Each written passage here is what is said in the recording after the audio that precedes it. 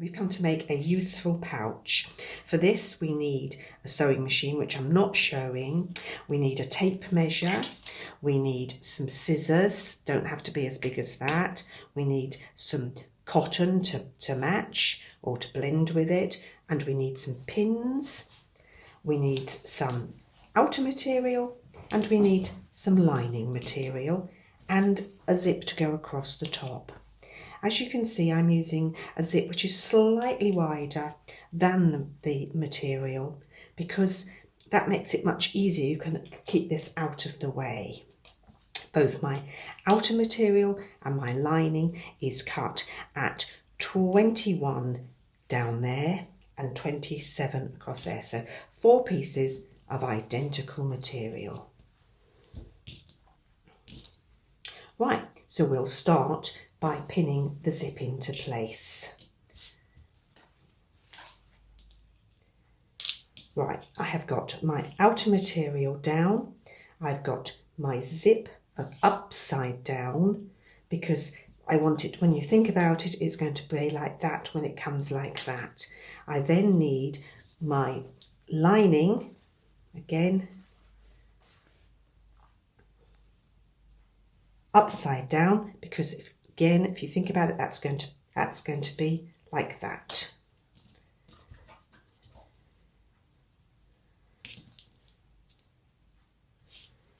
I'm now going to pin that across just to make the stitching easier. I'm sure when you've done a few of these, you'll just be able to hold them in place and pop them through the sewing machine. But I think to begin with, it's a good idea to put zips in, to put pins into there. It also gives you a nice straight line. You can see that you've got it right. Let's just check. I do this all automatically. That's what's quite funny. I never think about this step. And suddenly I'm having to really think about it. So that's the first half done. We're now going to do the second half, which again, now we have our zip up the right way round. If you're thinking about it, your 2 outer materials have to face each other, and then your lining is going to be the other side. And again, if you think about it, your linings have to face each other. But what we'll do, we'll pin this, and if I've done it wrong, we can always redo it at this stage. That's the good thing about pins, because we can check it.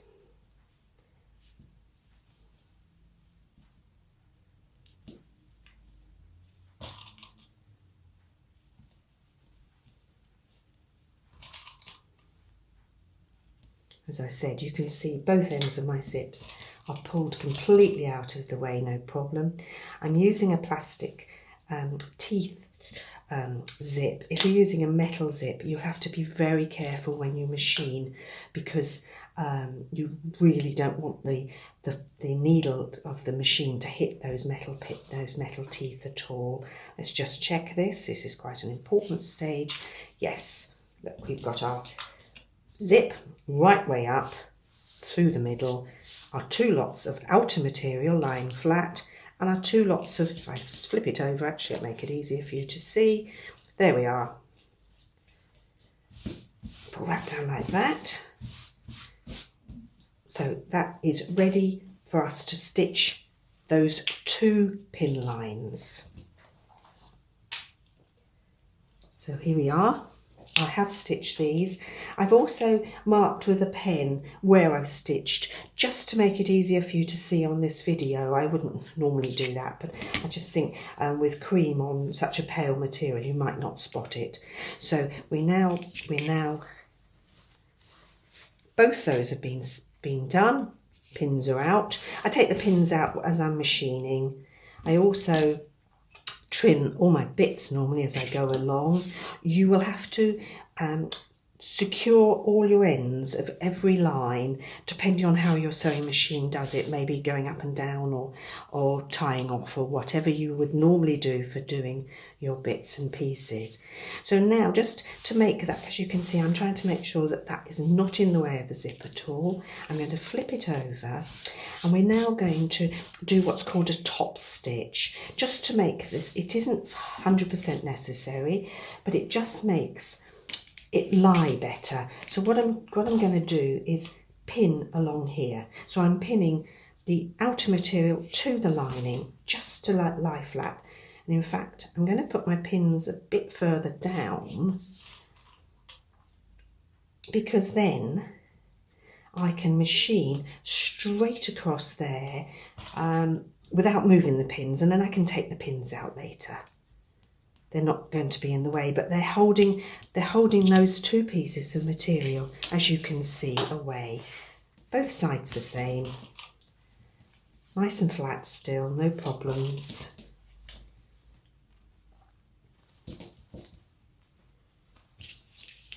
Right, so we're now ready to do our top stitch, which is just 2 straight lines down there. You do have to begin and end at each end.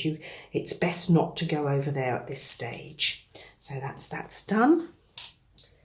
And again, what I've done here, I've just again drawn on the material, so you can just to highlight where my stitch line is. There it is, it goes across there. I hope you can see that quite clearly now.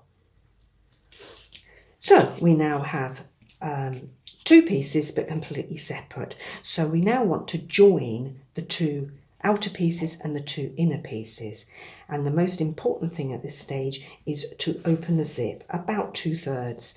That is really important. If you don't, you won't be able to put your hand in to open the bag, because we're going to be working inside out. Not completely, because you don't want that anywhere near where your stitch line's going to be. So we'll take the 2 outers,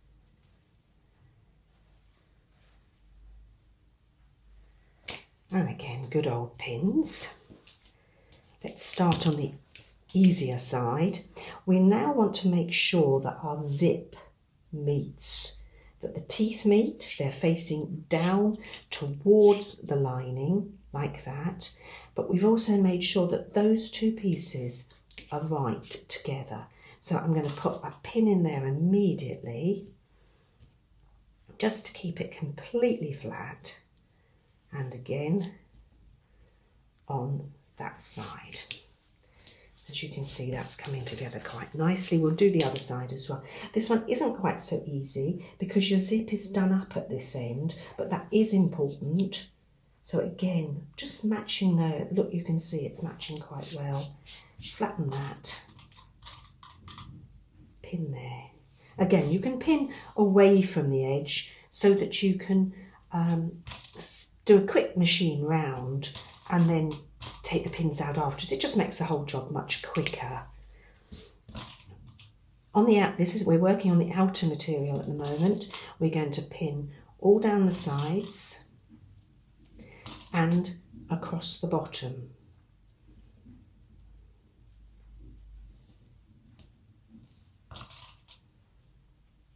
For the lining, we've got to we need a way to then turn the bag in the right way. So what we'll do, we will pin down the sides.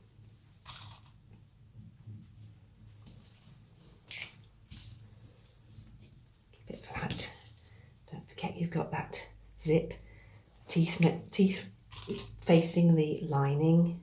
Again, it's something you do automatically after 1 or 2. It's not difficult. This is not a difficult bag to make. Now, so what we'll do here, we're going to just pin about that amount on each side. Again, that is not important. It's about that amount. Just leave yourself enough room to get your hand inside. Now, when we machine, we'll start here. We need to come to this corner. We need to turn a sharp corner. If you can, with your sewing machine, leave the needle down as you bring your foot up to turn and come down this direction. So you'd come to this, put your needle down, lift your foot, turn the material in the right direction, put your foot back down again, don't forget that if you've got a machine that won't notice, and then straight back down here. Then you come to this part. Now, if you're using a plastic zip like this, I can go straight down there, no problem. If you're using, as I say, one with metal feet, you will need to stop there and start again there. Just be careful, you just don't touch the needle on those metal teeth at all. Straight down there. Again, you want a really neat corner here. If you possibly can do, you're going straight, it's a straight down there and then straight across there. Neat corner, back up there. That one's much easier because that's the fattest side. Straight down and round to there. I think it will be clearer on the next picture exactly how I've stitched.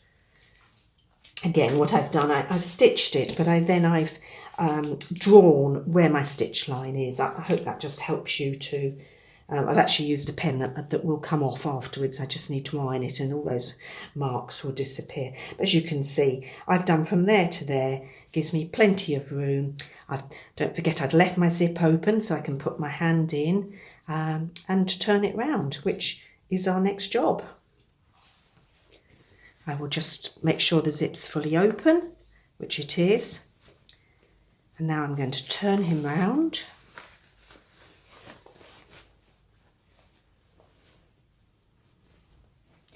Put your finger in, push that corner out, and again there. And as you see, because we kept that nice sharp corner, it's going in quite nicely. That's gone nicely, thread there. Right, so we've got our outer lining now outside, beautiful, and we've got our inner lining there. Right, again, push your pointies out and it will tell you where you need to do it because it's almost folded over from that row of stitching we've done. So one more lot of pins, like that.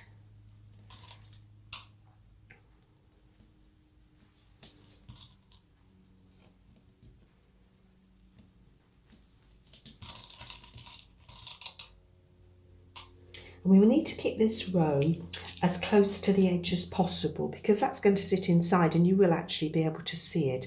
It's also worth making sure that whatever cotton you use blends quite well with the lining. And I think this will make it a little bit clearer of how I've stitched that line from there to there. Sorry, I should have had that out like that. So with the main body out, I've stitched from there to there, nice and close. As you can see, it's from there to there, as close as possible. And then we can tuck it in like that.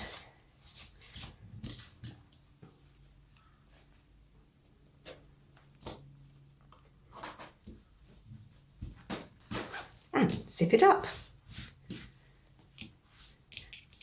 And I think you have a very useful pouch. And I think I said at the beginning, you could, that's the size I did for this, but you could do this any size. You could do it bigger, half the size. Once you've got the theory, you could make that any size you want. So thank you, and I hope you've enjoyed this, and I hope you enjoy making a few bags. Thank you. Bye-bye.